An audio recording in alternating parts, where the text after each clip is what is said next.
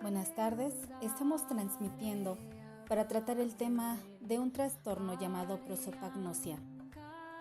Este es un tipo de agnosia visual, pero se estarán preguntando, ¿qué es una agnosia? Esta se define como la incapacidad para procesar determinadas clases de estimulación sensorial y en este caso específicamente en el campo visual. La prosopagnosia es el trastorno en la identificación de rostros y el término prosopagnosia procede de las raíces griegas prosop, que significa rostro, y gnosis, que significa conocimiento. El principal síntoma es precisamente que el paciente no puede reconocer a sus familiares, amigos y conocidos por el rostro. En algunos casos, le es imposible reconocer las emociones que expresa el rostro. En los casos graves no se reconoce a sí mismo en un espejo ni en una fotografía.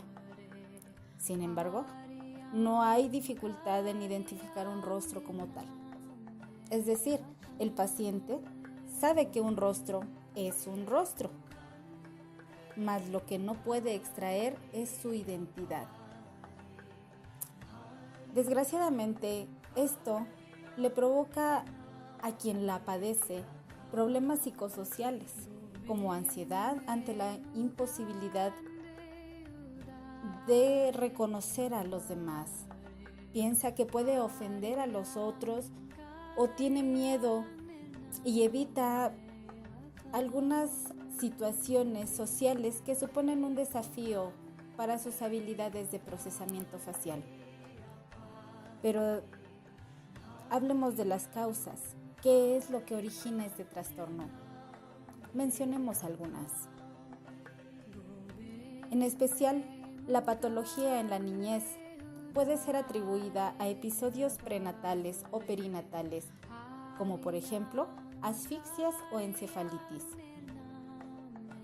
Otra causa es por un traumatismo cráneoencefálico provocado por una fuerza externa que afecta el área del encéfalo y causa daños al cerebro al desconectar el sentido de la vista, evitando que ésta procese la información que recibe y la envíe al cerebro.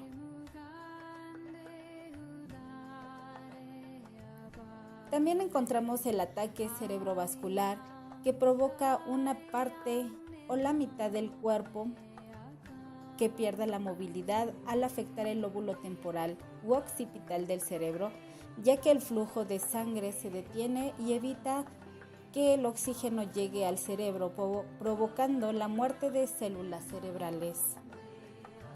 Se puede también deber a la aparición de un tumor cerebral, que puede deteriorar las células cerebrales, pudiendo afectar varias zonas del cerebro.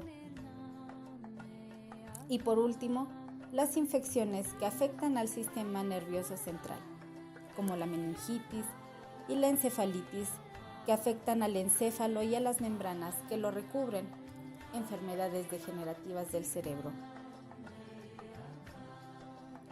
Muy bien, ya vimos qué es lo que la puede originar. Pero ahora es importante también saber qué partes del cerebro son las que se ven afectadas. Entre ellas, vamos a encontrar las regiones frontotemporales y el hipocampo, donde el cerebro crea las sensaciones que provocan la familiaridad y el reconocimiento. Número 2, tenemos el hemisferio izquierdo del cerebro, en donde se procesan las palabras y se guarda la información para recordar el nombre de las personas.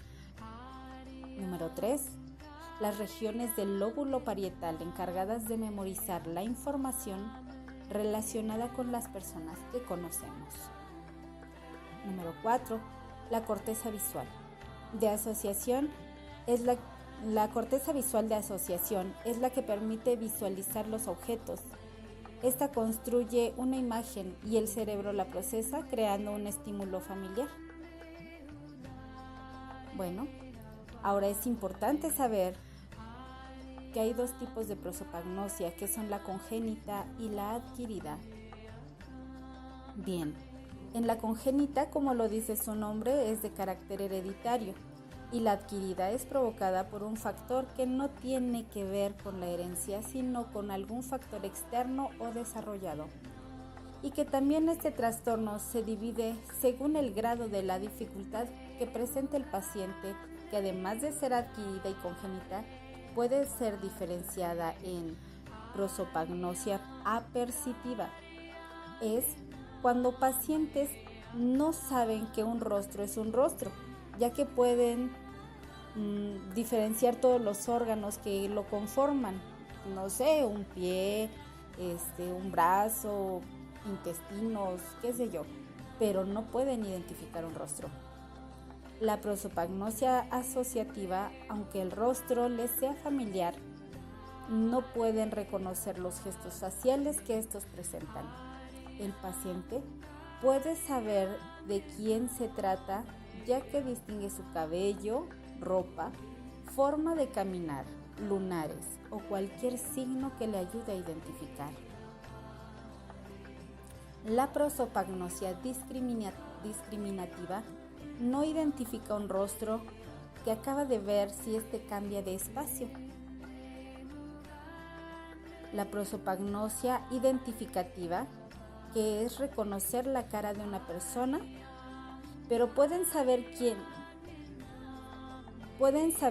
es, identifican las facciones, pero no reconoce o su cerebro no procesa a quién le pertenece. Ya que sabemos esto, es muy importante saber que se han desarrollado algunas pruebas para la evaluación de la percepción, reconocimiento e identificación de rostros, y así saber de qué tanto grado de afectación estamos hablando en este paciente. Comenzamos por el ámbito perceptivo. Prueba de emparejamiento de fotografías idénticas. Presentamos dos fotografías idénticas de diversos rostros humanos en dos columnas y solicitamos al paciente que empareje aquellas que son iguales, como si fuera un memorama. 2. Prueba de identificación percitiva de rostros. Presentamos dos fotografías de diferentes estímulos, por ejemplo, grupos étnicos, y el paciente debe responder si el estímulo que se presenta corresponde a una cara humana o no. 3. Dibujo de una cara. Pedir al paciente que dibuje una cara humana. 4. Copiar el dibujo de una cara. Pedir al paciente que copie un modelo del dibujo de una cara en trazos simples. En esta prueba y la anterior habría que evaluar la presencia de apraxias constructiva. Además, podrían estar interferidas por aspectos educativos, en el sentido que podrían resultar difíciles para una persona de baja escolarización. Ahora vamos al ámbito asociativo. Vamos a ver las pruebas que se han desarrollado. La primera es la prueba del emparejamiento de fotografías diferentes. Esto consiste en emparejar fotografías de un mismo rostro bajo diferentes ángulos visuales. O sea, no es lo mismo que el anterior. El otro era como un memorama, este sigue siendo como un memorama, nada más que no tiene exactamente la misma figura, sino que cambia de ángulo la persona, el rostro que se le presenta. Bien, la prueba de identificación categorial es semejante a la prueba de identificación del ámbito perceptivo, pero en este debe identificar sexo y edad aproximada. 3. Dibujo pautado de una cara. Pedir al paciente que dibuje una cara con pautas concretas de sexo o edad aproximada. Ahora pasemos al ámbito identificativo. Empezamos con la prueba del emparejamiento visuoverbal identificativa. Emparejar fotografías de rostros de personas conocidas con su profesión escrita verbalmente. La siguiente prueba es la de elección múltiple y consiste en presentar una serie de fotografías de personas allegadas junto con otras de desconocidas y pedir al paciente que señale aquellas cuyos rostros le resulten familiares sin que necesariamente tengan que identificar su nombre. Bien, continuamos al ámbito denominativo. Prueba de emparejamiento visuoverbal. Denominativa. Esta consiste en emparejar fotografías de rostro de personas allegadas con su nombre escrito. Seguimos con prueba de denominación y consiste en presentar una serie de rostros allegados o familiares y pedir que identifiquen su nombre.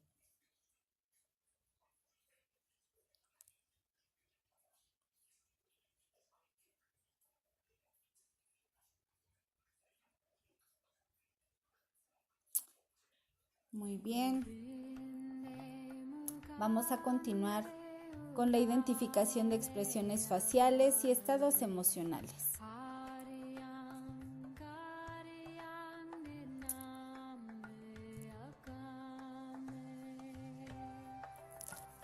Vamos a la prueba de identificación de expresiones faciales, que consiste en describir la expresión emocional de rostros que presentamos en una serie de fotografías.